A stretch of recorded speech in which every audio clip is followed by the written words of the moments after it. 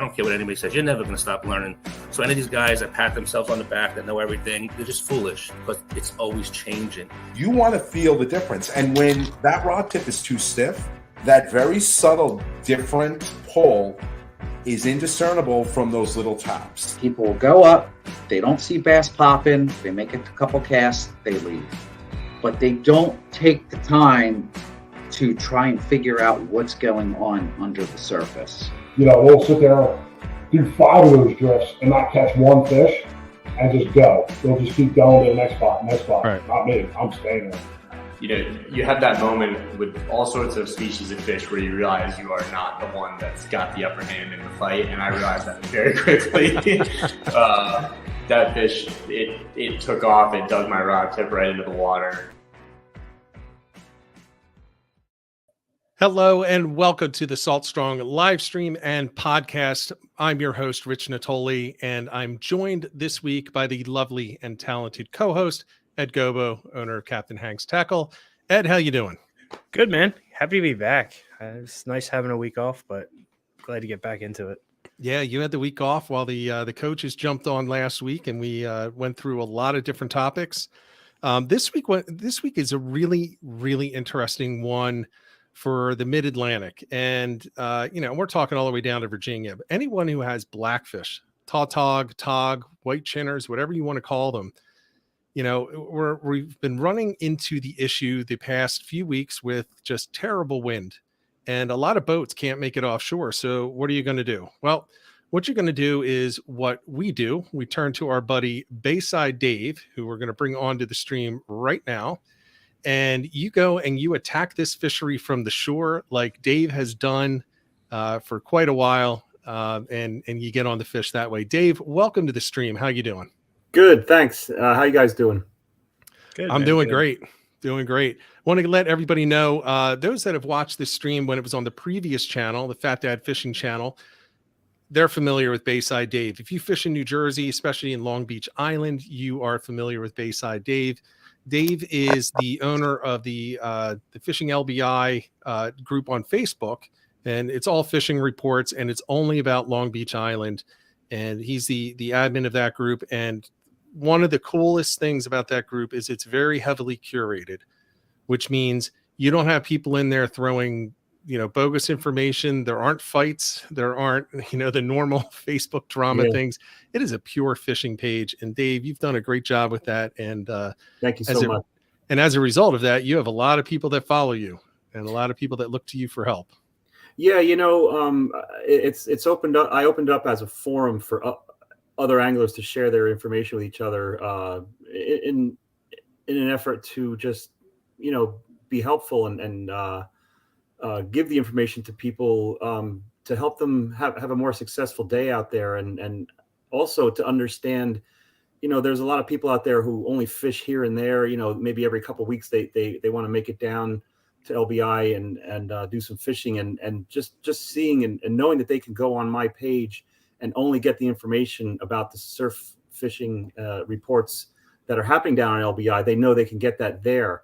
The other good thing about my group is even though it is focused on LBI fishing reports, there's all general surf fishing information. No matter where you fish, you're still in the surf, and there's still all that information that pertains to the surf fishing that you're doing, no matter where you're at. So even though you might not be fishing LBI, you can still get a lot of information from my group just about surf fishing in general. Yeah, 100%. There's a lot of good information in there, and there's a lot of members in there that just really know a ton, and they're all open to sharing and helping people. You don't go in there and ask a question and everybody jumps on you for asking a question. You get some genuinely helpful people, and I've seen a lot of information, multiple species. I've seen people asking about fluke from the surf, which we need to talk about that with you next summer, because that's something that you do. So fluke or flounder from the beach. I've seen a lot of bluefish, striped bass, the tog from the jetties, especially. LBI has some nice rock structures. Yeah, fish, which we're going to talk about. It's been a killer year for tog this year. It's been off the charts. It has, and it's kicking off all the way up and down the coast. So, the people down in Maryland, I've been seeing some beautiful pictures right now. All the way up in Rhode Island, I've seen some 20+ pounders, 16+ pounders released, 14 pounders in New Jersey, 12. That's amazing. All up and down the coast. And we've got people right now in the chat from all over the place. You got James Flynn, Crabbing and Fishing, Participation Trophy in New Jersey. Got from Maryland, MJ Fishnut, Tom Weber in New Jersey, John Kern, New Jersey. We've got a bunch of people. Jack West is jumping in, KB 771. So we've got people all up and down the coast. I'd like to know, though, and this is going to be my first question for you. I want to know from the people that are out there in the chat or watching live, or even if they're watching the replay in the comments, what do you call them? Are you calling them tautog, tog, white chinners, blackfish? What are you calling them? Me? Yeah. Me, I just say I go tog fishing, or I just use the term blackfish a lot. All right. But I mostly use just the term tog. I'm going for tog. I don't use tautog. Just short and sweet tog. Yeah, I've switched. Ed, what about you? What are you using? I call them tog, and then if I'm going fishing for them, I say I'm going togging. Okay. Togging, yeah. I've started doing that because I used to say blackfish, and then blackfish is different all over the place. So, some guys I know on the West Coast are like, you don't have blackfish there. I was like, we do. And I showed them a picture that's not a blackfish. and that was the same thing with sheep's head. A sheep's head on the Western coast off of California is much different than what we have here. Say the California sheep's head look more like blackfish than blackfish. Yeah, they look. And down south they call stripers rockfish. So. Yeah. They had the month of October in Maryland. Oh, okay. Yeah, that's cool. So, all right. So let's get started for those that now listen. If you're not fishing for blackfish or tog right now, and you're in an area that has a population of them, man, I'm going to tell you right now, you should give it a try, especially on those windy days where you can't get offshore, you can't run after the striped bass or the speckled trout or the reds in the backwaters.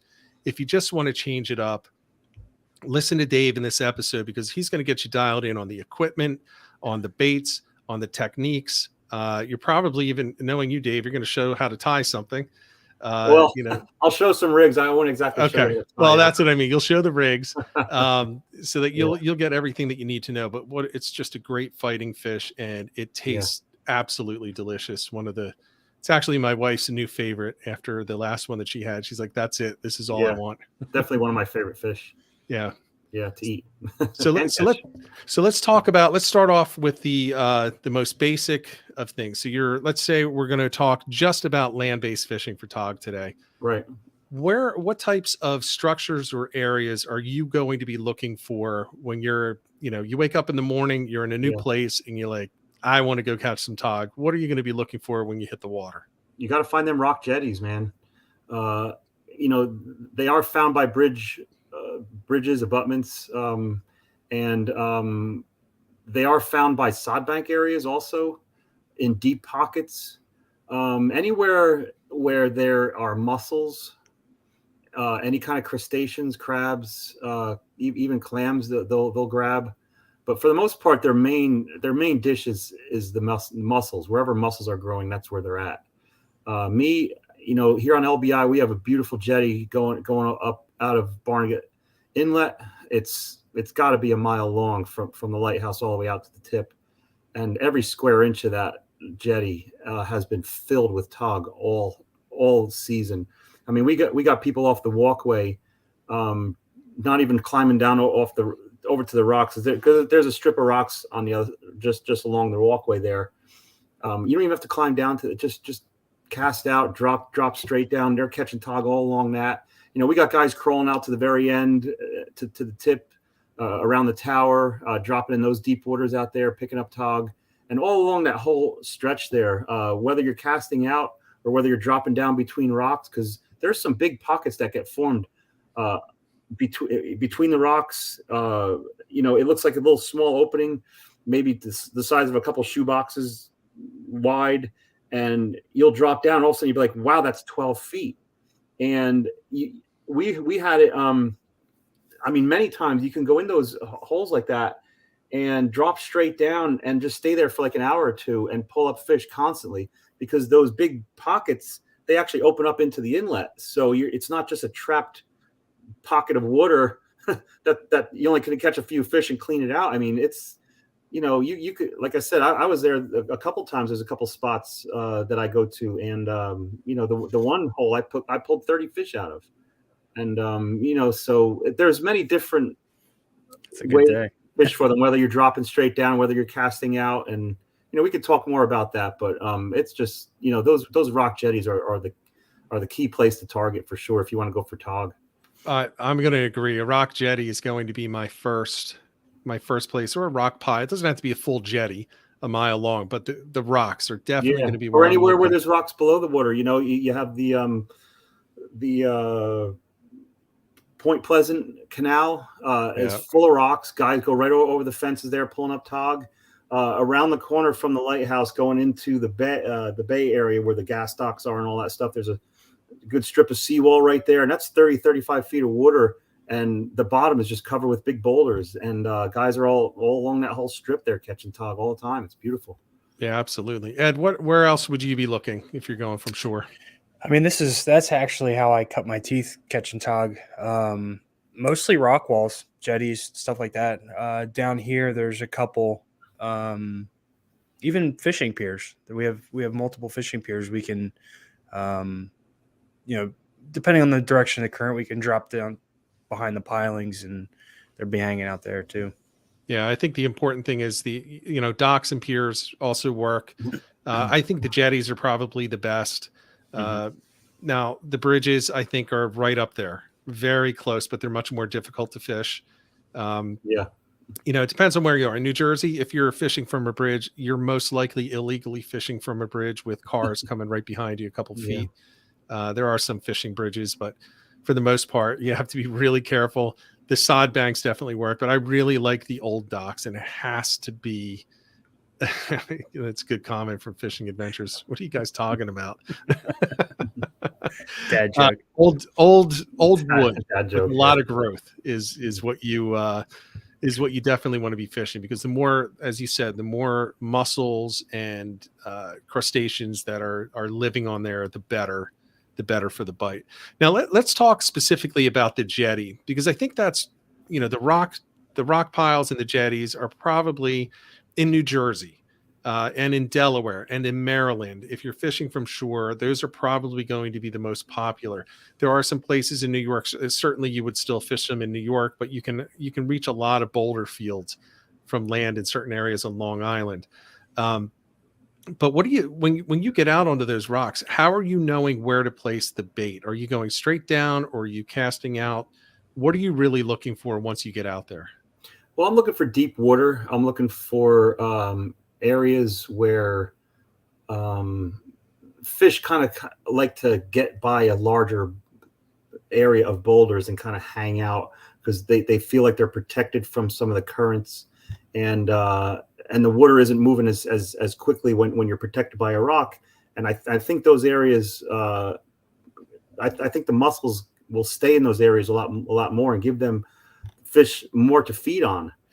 And so it all depends on the tide, of course. If you have a lower tide and there's not a lot of water right by the rocks where you're standing, you're not going to drop straight down, because you might only have a couple feet of water there, and those fish are going to feel exposed in a couple feet of water. So you're kind of looking for those deeper pockets.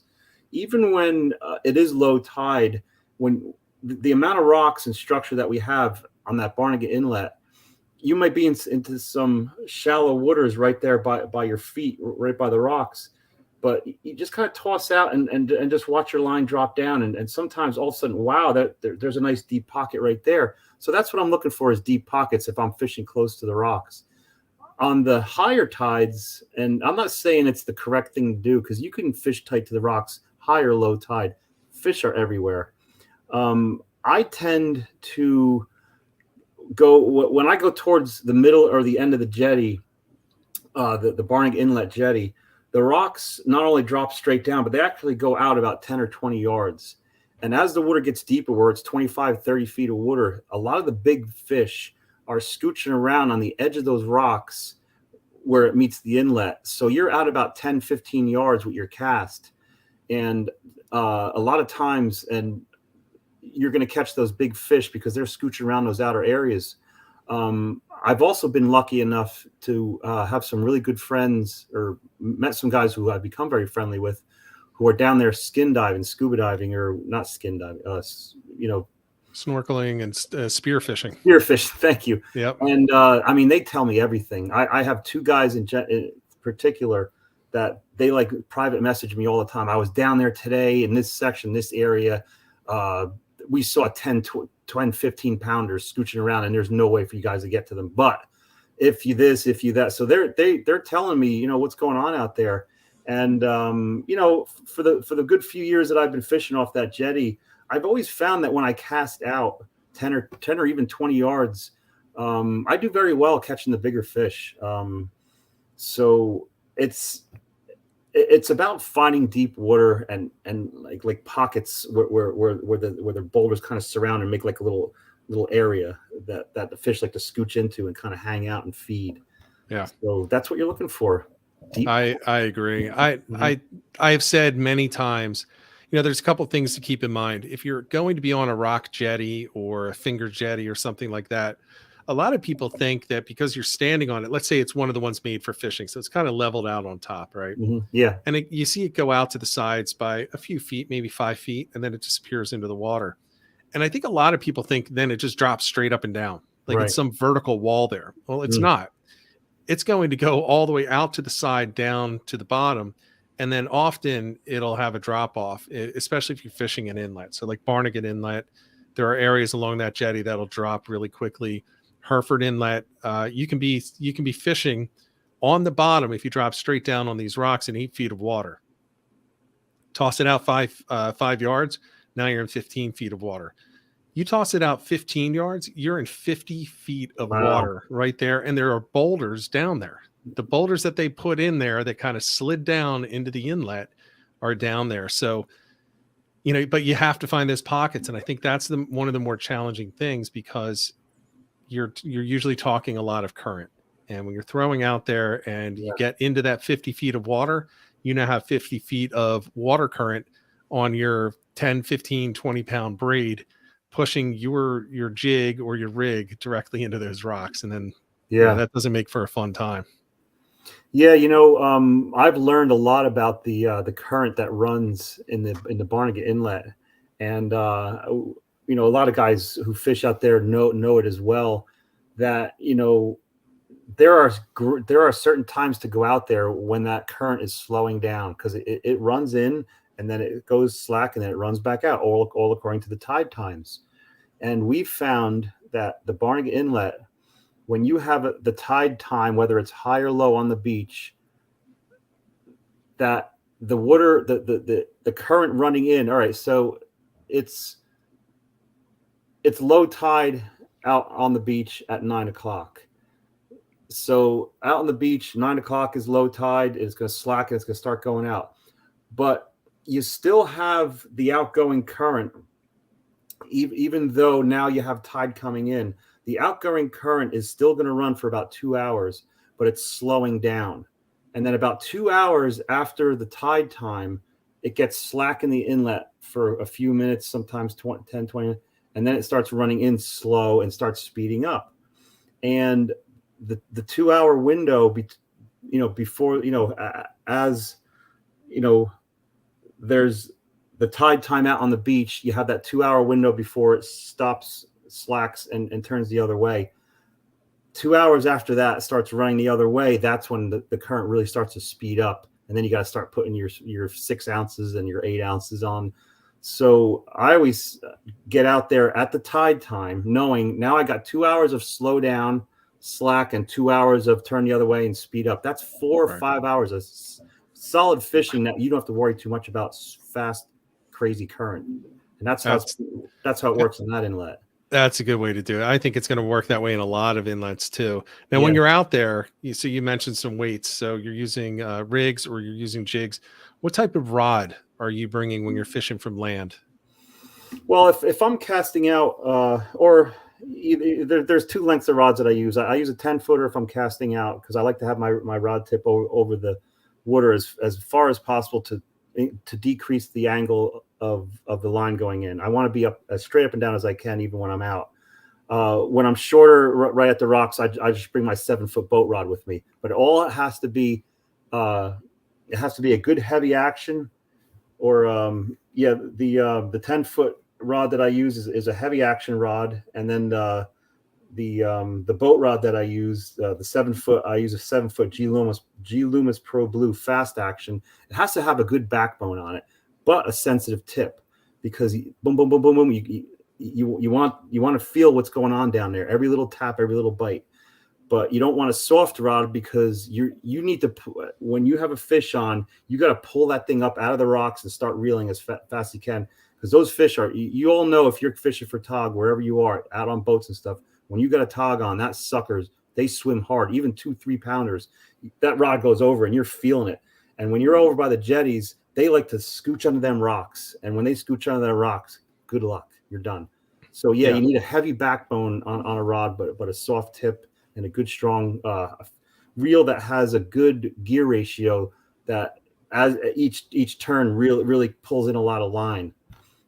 That's important to get the fish up out of the rocks and into you, so you can land them. It's also very important when you need to lift your rig up and bring it in so you can rebait it.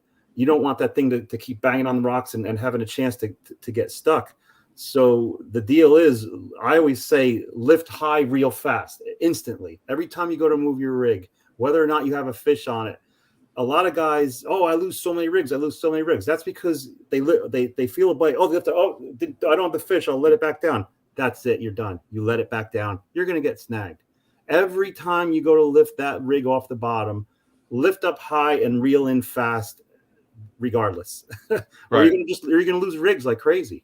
Yeah. So, and just to clarify for participation trophy fishing, Dave is talking about heavy, maybe medium heavy to heavy power rods with fast action, not moderate action. So fast action, so that you have quicker transfer to the power of the rod, more of the bend is in the tip. And that's a great point that you bring up, though, about, when you're pulling that in, and I do this a lot because I'm used to retrieving and, at a moderate pace, because I'm usually using artificials for other species. But for tog, and when you're near those jetties, get it up, get it off the bottom, and just reel as fast as you can, because you're not getting a bite on the way in. There's no way. The only thing that get it up over them rocks and out of there so you don't get snagged. I mean, when you're out on a boat fishing straight up and down, that's not such a problem. But you're always at an angle on those jetties, and you're just prone to get snags. Right. And the 7-foot, you said medium heavy to heavy rod is what you're using in tight. And what kind of reel what class reel are you using, and what type of braid are you putting on there?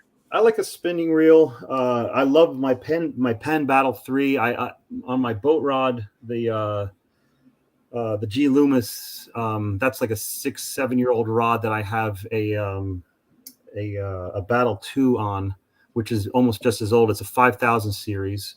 My Trophy 2, the 10-footer that I use, I just replaced the reel, and it's a Battle 3 DX 5000. And I'll put on a 60-pound test on those reels, generally because you have to have, when you're using braided line by rocks, they get nicked and they'll break real easy. So you have to protect your line by putting on a good length of mono leader on. Now, when I'm out by the jetty, I put on about 12 to 15 feet of 60-pound test mono on there. I tie it on with an Alberto knot.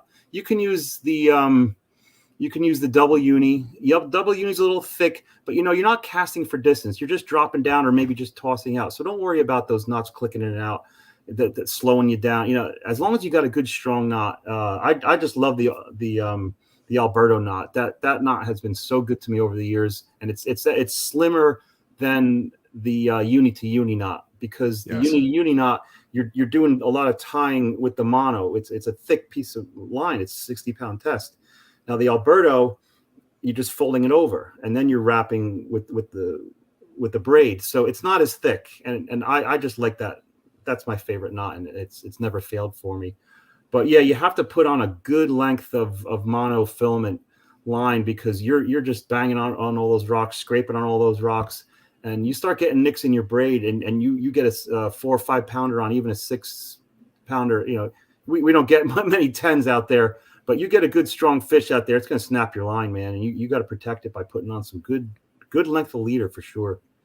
Yeah, I agree. I'm personally using an FG knot for most of it. Ed, FG, yeah, if you can tie the FG, yeah, that's the strongest, thinnest knot for sure. Yeah, yeah, it's not. So yeah, I think it is. Look, it depends on who you look to, but I think it is generally accepted as the strongest and slimmest. But at the same time, it's not that far ahead as the strongest of the uni to uni and the Albright. I don't think it's a significant difference. And I think the big thing to keep in mind is that 60-pound mono is not necessarily for the fish. That's for the rocks. Yes, you know, 100%. It's because once they get you and they're down in those boulders, you're going to be wrapped around rocks. You're going to be around everything. So you want enough clearance between that rig and that braid so that, you know, the braid isn't getting raked across, because as soon as that braid hits a sharp rock, you're done. Yeah, and the only reason why I put the 60-pound braid on is because if you get snagged down there, what if you only have 20 or 30-pound test on your reel and you got 60-pound test mono leader coming out, what's going to break? It's going to break the braid, and you're going to lose all that leader. Right. So I always make sure I match up the braid to my leader. So now I know they're both strong, and then I use 30-pound test for my rigs, so that's going to snap off, and I'll still have all my leader. That's the main reason why you put the heavy braid on your reel, because of that leader. You don't want to snap it off. Right. There's nothing better than snapping it off and reeling it up and seeing you still have 90% of your leader left. Yeah, exactly. That's the way I think. You know, I like when I'm using a jig and it breaks on the jig. That to me means everything was planned perfectly. Yeah. Besides the hook set and landing of the fish. Exactly. So, all right. So we got a question in here that I want to make sure we bring up. And Dave, I don't know if you have the answer to this. I have an answer if you don't. But the question here is from MJ Fishnut. What is the best water temperature for tog? What are you typically looking for when you start fishing for tog? That's good, because, you know, I would say no lower than 50. You can go into the 50s. I see tog out there in the 50s, even in the high 40s. Mm-hmm. You know, I don't think they like the real warm water. I think in the 60s and 50s is when we really start seeing them come into the inlets. Now, out in the deep, out in the ocean, and after a certain depth, apparently the water temperature is generally the same, 60, 80, 100 feet. I guess it's in the 50s down there, upper 50s, and I'm not sure. What do you know about that? Yeah, I mean, I can just tell you what I've learned, been told, and what I've experienced. I can say that when we're talking inshore, which we're definitely talking about when we're talking about fishing from land, right? I want to start when it hits the upper to mid 60s, and that's where I'm going to start fishing. And you know, we also have the benefit / curse in New Jersey that most people won't fish for them until it opens up to 4 fish limit, and then they start fishing for them. And by that time, it's typically mid 60s to low 60s, but down to 50. I found that once the water temperatures get to about 50, down to 48, 47, they're typically moving offshore, and you're not going to have that consistent bite from land. It's just not going to happen unless you can get some really, really deep water with structure right there. You might find some holdovers. They might hang out there. You know, some of these inlets and some of these back areas near inlets can get down to 60 to 80 feet, and you might find them there. But after that point, it's all offshore. That's when you're heading out front and you're going, I should say, not necessarily offshore, some near shore, but you're looking for the deeper waters. So yeah, I'm going to say, for me personally, I'm going to say something around 47, 48 degrees for the inshore land bite, up to, let's say I would maybe start just under 70 degrees. So 68, 69 degrees. Yeah, I didn't think that warm, but I don't know. I haven't really studied that. I just know time of the year. I start going out there in September, and that's when I see it's in the mid 60s, and then it starts dropping down as the months tick by into the 50s, and I'm just catching pretty steadily up until it gets down into, like you said, the upper 40s, and then it's like, all right, let's go for schoolies at the beach. Yeah, what I find is I really test the upper water temperatures in the spring. So in the spring, they start moving out once you start hitting around 70 degrees. At that point, it's usually the expanded season or the expanded limits are over at that point, and it's just a bycatch. But you tend to see a huge drop off once you get to those upper 60 degrees to lower 70 degrees in the bycatch of tog. So if you're going for sheep's head, you're not going to get a lot of tog after that point. You'll still get them. They'll still be there all year, but they're not nearly as active, and they're going to be a lot smaller. They're typically the nuisance. They become like the equivalent of the pinfish down south. They just can't get away from them. Yeah. So that's my answer. We have in here crabbing and fishing is saying 48 degrees to 59 degrees. And I'll tell you what, right. Ben's been on some nice fish this year. He's doing a good job. I've been watching some of his pictures and considering jumping out on his boat and sneaking aboard to get on some of that action. All right, so let's talk about this next question that we have, and it goes right into the next thing. So we talked about the rods, we talked about the reels, the line, the leader, but Ed, you're going to want to say something about this, but Dave, I want to hear yours. Now, Fishing Adventure uses both rigs and jigs. What are you doing? Are you using both rigs and jigs, or one or the other? Me, I'm mostly using rigs. Only because I can change out my sinker weights, and that's generally the reason why I do that. In the lower currents, or if I'm fishing close in between rocks, I like to drop down a jig. It's just easier to use. I'm not dealing with the length of line of the rig with the sinker and then the hook, and I just in the pockets and stuff between, I like to drop down jigs and stuff like that. But if I'm casting out, or if I'm dropping out into the inlet, I just use rigs. Makes sense. Ed? I'm a jig guy. I know you're a jig guy. You make the jigs, but no. I mean, I fish jigs. That's just the way I prefer to do it. I've perfected it to the point where I know, when they're biting. I've used the rigs. I've never had luck. I mean, I've caught fish, but not steadily and not the caliber of fish I wanted to catch. Even this past week, I went out on a boat, and the rig or the jig outfished the rig like 10-1. Right. So. That's interesting. I can understand that, because you have that jig sitting there with the hooks sitting straight up, and you got a fish on that, and you pull up, you're gonna grab that fish. Yeah, it's just set in the right position the whole time. Yeah. It can be difficult, though. I mean, there are times where, and Dave, I can see why you would use the rigs. Now, Ed, you're typically fishing from a kayak, or you're fishing from a boat.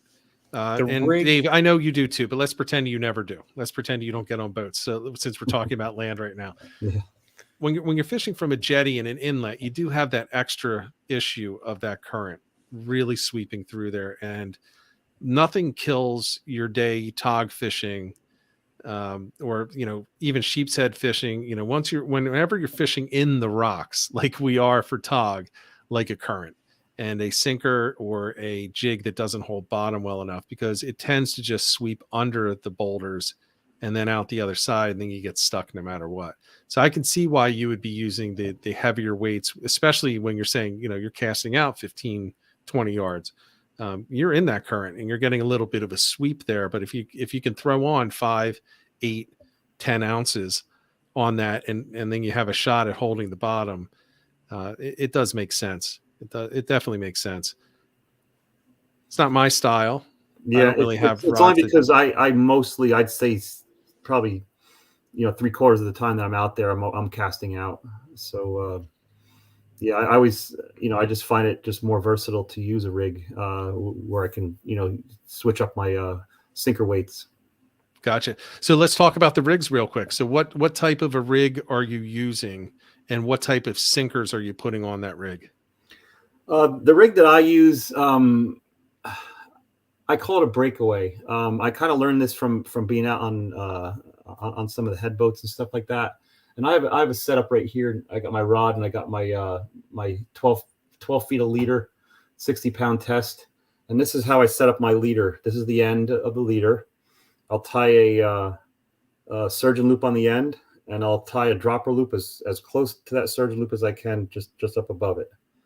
And then I make up a whole bunch of these rigs here. This is that 20-pound mono. This is 30-pound test. I used to use a lighter test. Yeah. This is what I hold my sinkers with. I used to use a lighter test, and I was losing a lot of sinkers. Okay. There are areas out there where you're not necessarily snagged up by a rock. It could be a piece of rope. It could be a piece of fishing line or whatever. And I like that little extra bit of strength that I can actually, I can get the sinker out, So I use the 30-pound test. Obviously, you see I have a little loop on this one end, and I have the big loop on the other end. And I attach that to the very bottom loop here.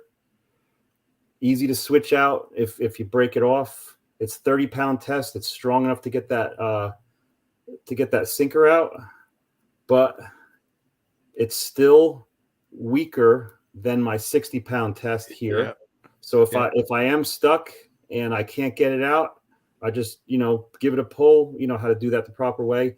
Bang, that snaps off, and I keep a whole bunch of them with me. I like these little sandwich bags. You get these little Ziploc. I'm sorry, this is a snack bag. The sandwich bags are big. This is the snack bag. They're short. They hold all my leaders. I make about 10 or 12 of them, and I put them in my pocket. I don't have to keep going back to my tackle box or my bag or whatever I have out in there, then jetty. I have these in my pocket at all times. I snap off a sinker. I have a couple sinkers in my pocket. In this pocket, I have this bag of these little leaders that I make, and I can switch them out and be back in the water in a minute. Now the hooks I hang off of here. It all depends on what bait I'm using. If I'm using sand fleas, and everybody knows me, I'm Sand Flea Dave. Yeah, I rake up sand fleas, and that's my favorite bait, man. It's either that or the Asian crabs. But yeah, so let me just open this little Ziploc here. I have these all made up, and I'm having a hard time opening up this Ziploc here. Bear with me, folks. So what we've learned on this live stream is everybody has issues when they're on the live stream. Nobody has issues when they're on the water. I open these suckers right up on the water.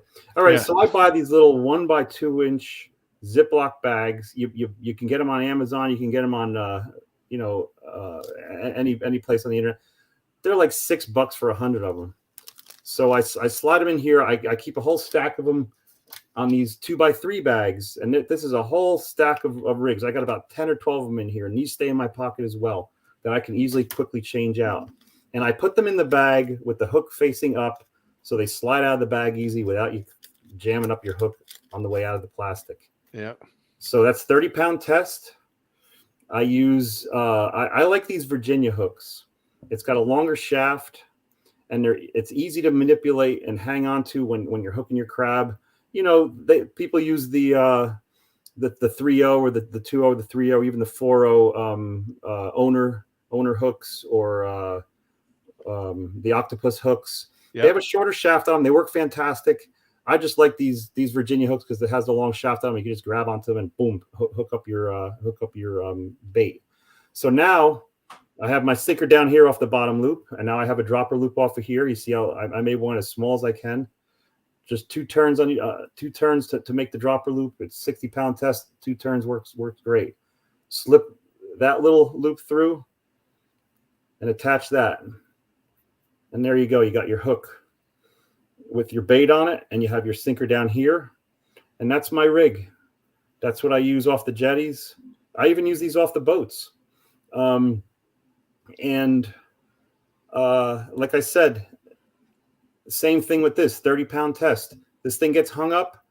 You can't get it out. Boom, it snaps off. I reach in my pocket. I got a dozen of them here. And I got in a minute's time, I changed out my hook, and I got my bait back in the water.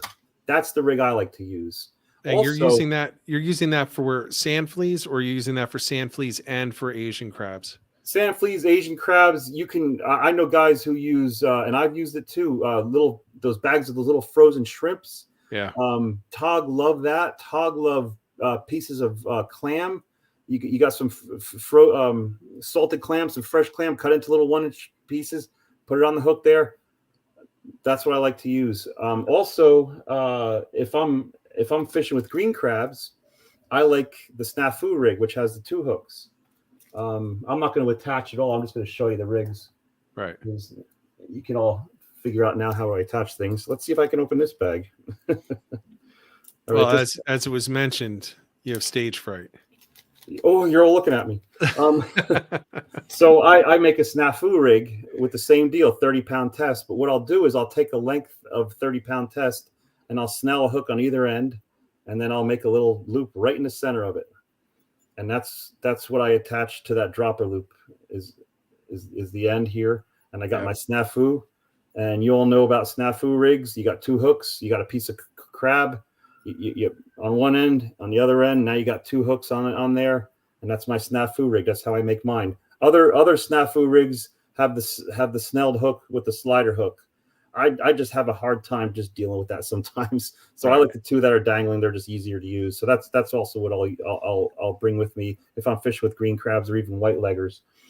And for if I want to use jigs, I do the same thing. Here's my jig, and I tie a length of leader on there, 30-pound test with a larger loops that I can pass the jig through once I attach it to the bottom surgeon loop on the same leader, and just leave the dropper loop hang up, and I got my jig on the bottom.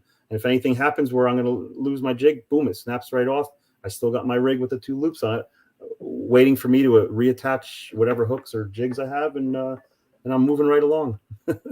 That's a great setup to have. Yeah, absolutely great. Ed, did you have a question?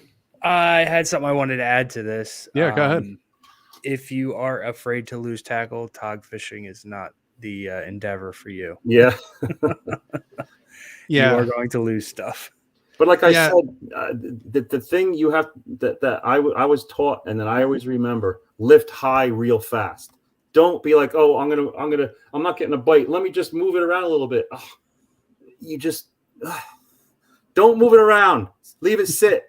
If you're going to move it around, lift it and just reel it in, because you're going to get snagged, man. Right. Bring enough bait that you're always changing. And, I bring 100 sand fleas with me, 3 dozen green crabs, bring a ton of bait with you. You're going to be changing it out, and bring a ton of, I bring a good bunch of sinkers with me. I got 2s, I got 3s, I got 4s, I got 6s. They're all in this little pack here in my shoulder bag. Actually, those play into the question I had. MJ wants to know any particular type of sinker. He said he's seen use spark plugs to small balloons filled with sand. Yeah, I guess if you're losing a lot of sinkers, and you're snapping them off, I guess it's cheaper to do it that way. I mean, I buy mine in bulk. You find guys on eBay. There's a couple guys out there that sell them pretty cheap, and I just buy them like 50 at a time, 25 at a time. And but I use bank sinkers, basically bank sinkers. I don't use the pyramids. Some guys like to use these trolling sinkers. They're slimmer, but it's a 4-ounce. Now here's a 4-ounce bank sinker. How much thinner is it really? Right.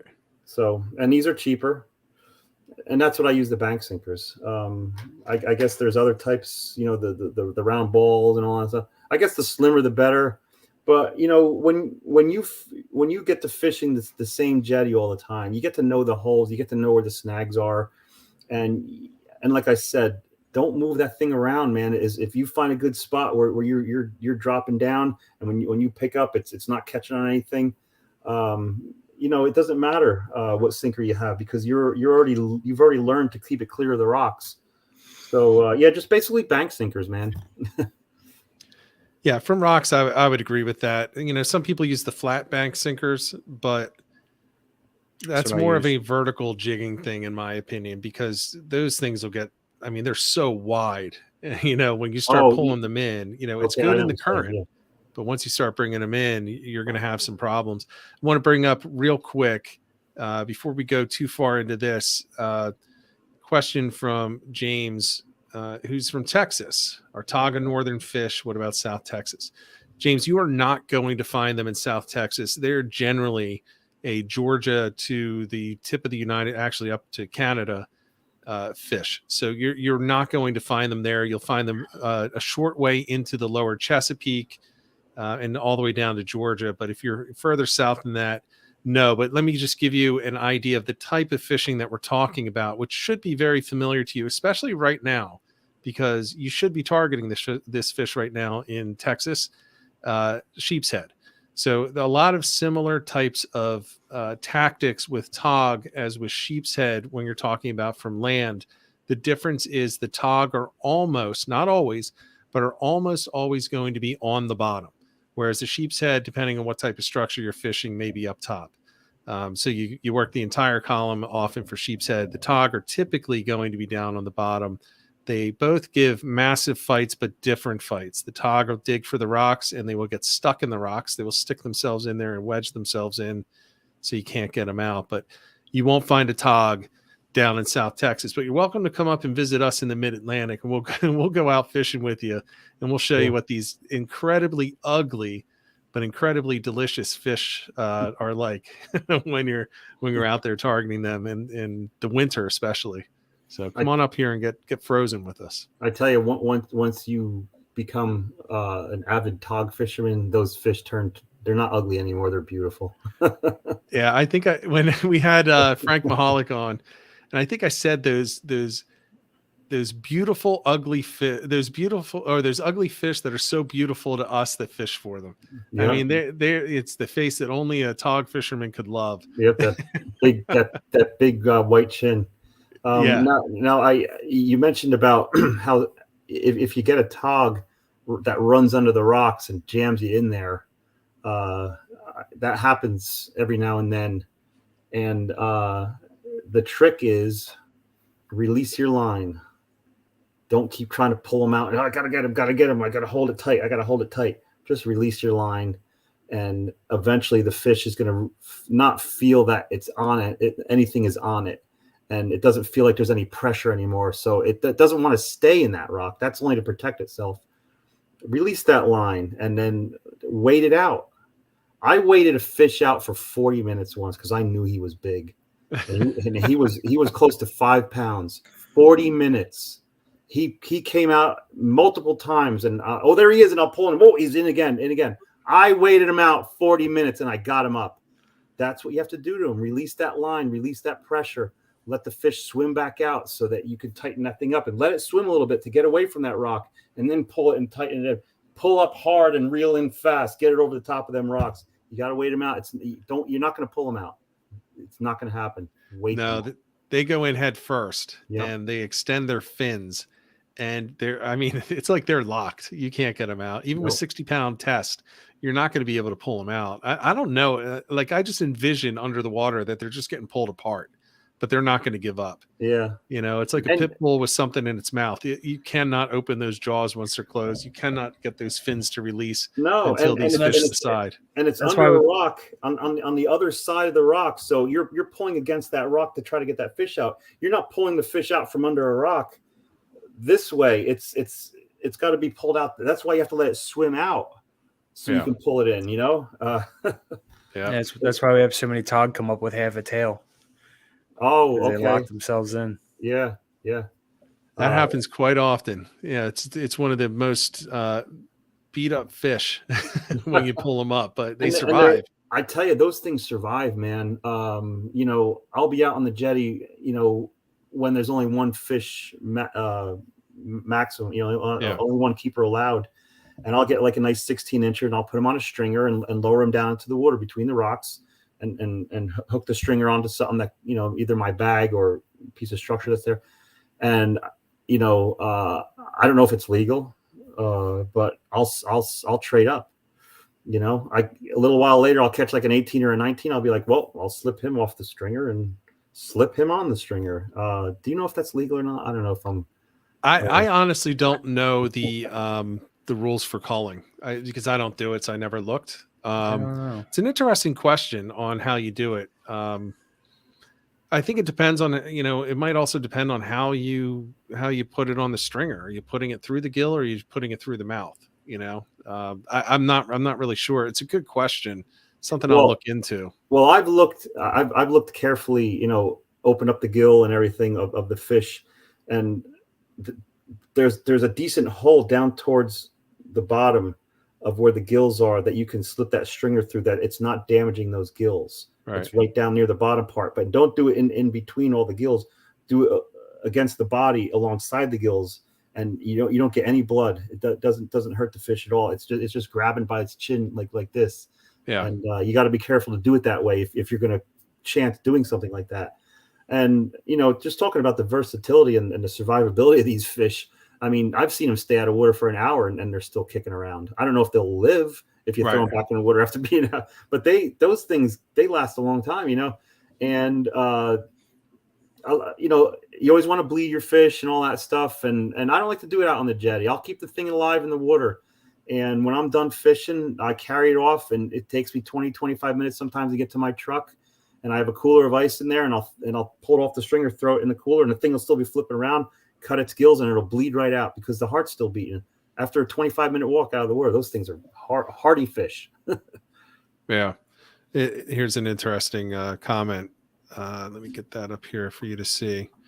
From Crabbing and Fishing. Every time he's put Tautog in the Calcutta cooler bag with water, they've been alive when he's gotten home hours later. Oh, yeah. No aerator. Yeah, without an aerator. Yep. Yeah, and Ben's keeping them too. So he I guess he wasn't trying to keep them alive. They just decided they were going to stay alive. That's the best way to have fresh fish. A lot of people are like, bleed it right away. I'm like, well, not if you can keep it alive. Yeah, it depends. I mean, there's some of them, you can get some toxins or some chemicals in them if they're really panicked and going crazy, I guess. I like to keep them on a stringer. They say poke the brain, and that stops that from happening. I've never tried that. Where you kill them, and it stops those toxins. But I don't know. I've never done that. Maybe someone out there can explain that a little bit more. But I've heard that that's a good thing to do for all fish, to stop those toxins from flowing around. I'll tell you what, Dave, you're bringing up a lot of research that now I have to do to figure out the best way to kill these fish. Keeping them alive, that's the way I used to do it. But I now have this habit of sharks coming after my stringers in the kayaks. So I've gone to just immediately dispatch them humanely and bleed them and get them into the cooler. Ed doesn't like to bring coolers because he thinks it jinxes him. But it does. Okay. I can tell you, I will bring ice just because I put my drinks on ice. I'm one of those guys that I throw in the fish, even with blood on them, right into my own, drink. Oh, yeah. I don't care. Of course.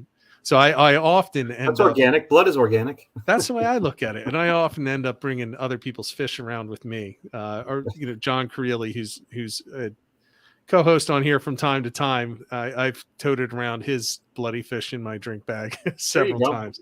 Yeah. I bleed everything out on the beach. But for some reason, I like to keep my Tautog alive, and then I bleed it out in the cooler on my way home. Yeah. Well, I'll tell you what, they're tasty fish, whether they're bled or not.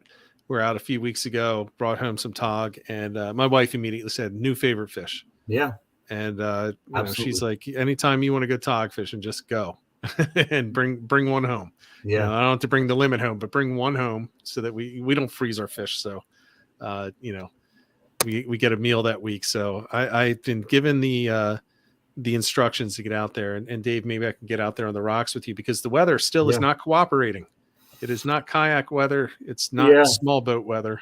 Yeah. Come on up. I haven't been out on the rocks in about a week or two. But I hear they're still pulling them in out there. And, the last couple of times I went out on the boat, we stopped at the North Jetty by the monument out there. That sunken jetty that runs out from the Allen Beach State Park side, and we were pulling in 5-6 pounders. It was beautiful. Yeah, that's the jetty that people like to run over with their boats at night. Yeah, yeah, dumbass. Yeah, but they really need to mark it better too. Well, actually, you know what? I shouldn't say that. It is marked. People don't understand what the mark means. Yeah, it is. That's what I was going to say. It is marked, and if you know the area, that's there. Yeah. And you get the guys who've been down here their whole lives. They know when you have high water, high tide, just no problem, just buzz right over it. Yeah. But that's not that's not a good look for other people going, oh, you can go over that. No. No. And you know what? It's a serious thing when the charter boats go out, and even when they have the clearance, they don't go over that. No. They always go out and they make the hard turns. And when in doubt, look at the professionals and model your own behavior after the professionals. I've seen 100%. People on rocks way too many times. It's like, well, I saw this other boat do it. Yeah, yesterday at high tide, but today it's low tide. And you can literally see the rocks. So I don't know why you went that way. And sometimes you got some good swells that'll just drop you right on top of them rocks, even if it is high tide. So come on, guys, be safe. Yeah. Expensive. And if you're going out on the jetties, please wear spikes on your feet. Please wear corkers. I don't care if it's a bright, sunny, dry day. You can slip on those rocks very easily. There's moss all over them. Even if it doesn't look like it's green moss, there's all different shades of moss. It might not even be very thick, but it's not rock, it's organic, and you can slip on them. Yeah. Please invest in a good pair. Corkers is just a brand name. I just say spikes, but everybody just says put your corkers on. You got to put them on, man. You're actually stupid if you don't. I agree. I mean, I've taken a header on a jetty while wearing corkers. I can't imagine what would have happened if I hadn't had them on. So just be really careful. Well, also, if you're out there and you got swells coming up over them rocks, that water doesn't care if you're wearing corkers. They'll take your feet right out from under you. Yeah. And I've seen guys out there, oh, I have corkers. Boom. They come back bloody with their rod broken and everything. Well, I had corkers on. Yeah, well, you had just a couple feet of water, almost up to your knees, maybe up to your shins. Just shoot across and take your feet right out from under you. Yeah, I've done that. And we've all done it. We've all been there when we shouldn't have. But I've learned because I got to catch that fish. No fish is worth it. I was out there tog fishing last year, and I had my my other rod with me, waiting for false albacore to come, and sure as hell they were out there past the tip. And I was 30 yards from the tip of the rocks, and the albies were going crazy out there, and there was no way to get out to the tip of the rocks. And there was one guy who tried it. He got halfway out there, about 10 yards to the end, and he got knocked down real hard. Yeah. And no fish is worth it, man. Yeah. And the other thing I'll just bring up, safety. We always talk about safety on I mean, almost every episode we have something with safety. Just keep in mind also, you may want to do it, but you are going to put other people at risk, because when you go and you get blasted by that wave and now you're off the jetty, the other people are going to want to help you. There's almost always, we're talking fishermen here, who kind of live by this unspoken, unwritten code that you look out for each other for the most part.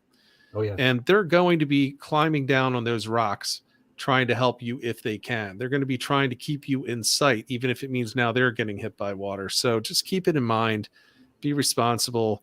Yes, it's not worth going out there for that fish. And always remember, this is what I tell people. And I think I said this to you, Ed, when I was trying to get you to get a dry suit. Just think of who's going to be the one that has to identify your body afterwards and how they're going to feel because you didn't buy that, or you didn't. I don't think you've ever said that to me. It was to one, maybe it was to John. It was to somebody. I said, look, somebody's going to have to identify your body, and just think of how you're going to make them feel after that, after having your bloated body come out of the water. Yeah, no, you didn't say that to me. Okay. I don't fish in waters that I need a dry suit. So okay. Maybe it was John. So anyway, that's a little bit of preaching from mine, and I'll stop there. But Dave, this is the fastest hour ever. We're up at about an hour. Wow. Is there anything that we haven't talked about that you want to get in there before we close this episode up? I guess just baits. We really get so into baits. Like I said, I rake up sand fleas off the beach. Sand fleas, as the season starts winding down, and I know sand fleas are going to start to disappear. I like to rake them up like crazy and bring home buckets of them, and I freeze them. People say, "Oh, you have to parboil them." You don't have to parboil them. I've never parboiled them. What I do is I put them in 1 gallon Ziploc bags, enough that when you lay it on the table and they spread out thin, they're not stacked on each other. Seal up that bag and just throw it in the freezer. I have like 7 or 8 bags in my freezer right now that are stacked up. The sand fleas were alive when I froze them. And I've used frozen sand fleas like that 6 months later. Like I said, I had them in there since October. And here it is April. We got the 1 month. Pull them out of the freezer, pop them on the hook. I'm getting bites like crazy on them things. Because the fluid that's in there, they're frozen. And then when they thaw out, that fluid's still there. It's not cooked away by the parboiling. And they catch just as good, man. So yeah, you can freeze sand fleas without parboiling them, and I heard that when you parboil sand fleas, they get really smelly. You got to do it outside or something. Also around inlets, the jetties, the loose rocks that are in by the sand where the water comes up, that's a great spot for the Asian crabs. Yeah. You know, you can go between the rocks. The guys like to take like stockings or socks or something and put meat and whatever in there and stick them between the rocks, and that's a great way to get the Asian crabs up as well.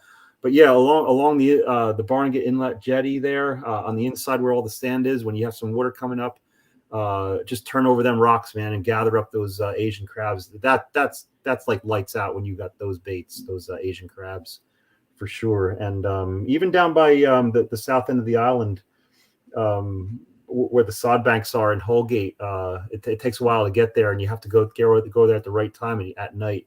We have all those fiddler crabs that come out at night, and you get to scoop up buckets of those things too. And like I said, clam, those bags of frozen shrimp that you get at the supermarket. I know guys, that's all they use is those frozen shrimp. Right. So yeah, and I've heard pieces of used gulp. I've never tried it, but you know, I'm not going to go out to the inlet jetty with a bag full of frozen gulp as my only bait. But I might try it. I wouldn't either. Not frozen. I mean leftover pieces.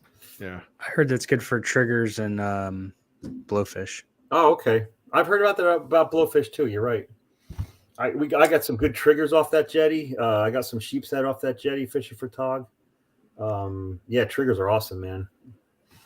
We got to do an episode on triggerfish. Which, by the way, 2 weeks ago, out on the water, we were out on the fishmonger for the day. Yep. Dude pulls up a trigger. Nice. Yeah, that was a surprise catch of the day, a triggerfish. It was amazing. 3 or 4 pounds.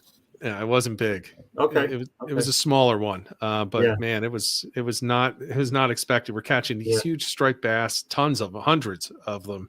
Wow. We're catching plenty of tog. Yeah, and up comes a trigger. It awesome. Yeah. We get that every once in a while out the jetty there, where all of a sudden you're getting trigger, and it's like, yeah, baby, it's fun.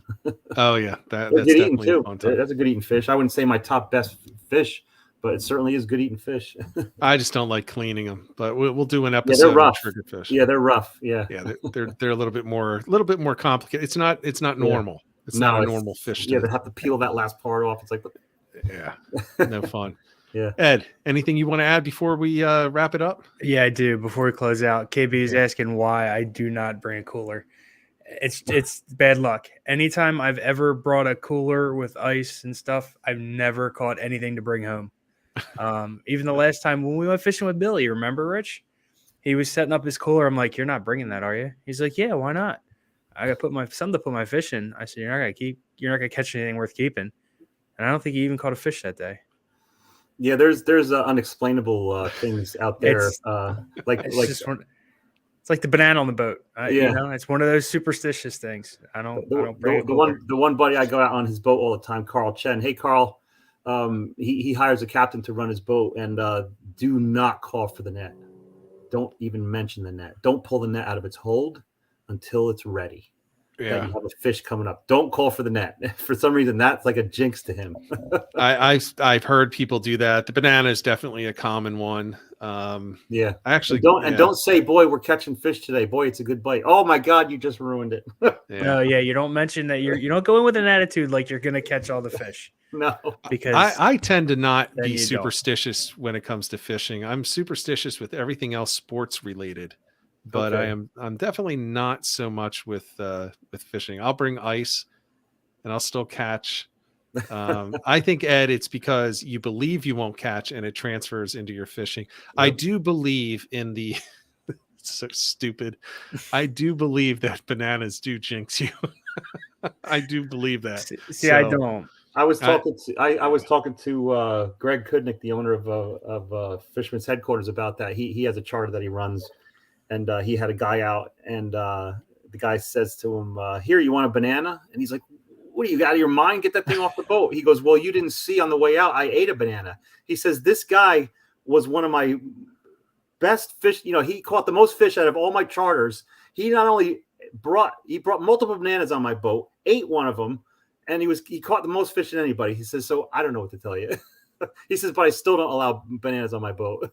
No, I'm pretty sure it's illegal in 27 states. I have to check that. It might be 28 states now, but that's just rude. You never do that. You never wear the black shoes on a boat, and you never use the spray suntan lotion on a boat. You never bring bananas. Oh yeah, I always heard about the suntan lotion thing too. That's a great way to break your neck on the beach when you're plugging. You can't have suntan lotion on your hands because then it makes the plug smell and whatever. Yeah. You spray it on the boat. That is true. It gets on the floor of the boat and you slip and fall and break your neck. Yeah, it also stains it. It stains. Now there's another safety issue. No spraying sunblock on the boat.